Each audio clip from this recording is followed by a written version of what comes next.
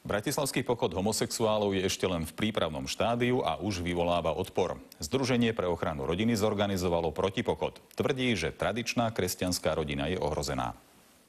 O týždeň budú ulicami Bratislavy pochodovať homosexuáli. Práve proti ich pochodu Gay Pride ale prišli už dnes protestovať katolíci. Som z 10 detí, mám 5 detí a podporujem rodinu z celého srdca.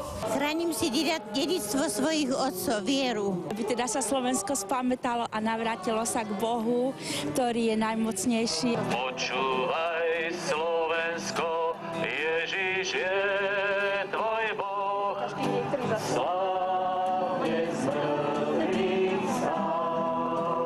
Napriek vetru a dažďu sa protestujúcich napokon nazbieralo vyše 200 a na krátky čas sa stali aj atrakciou pre zahraničných turistov.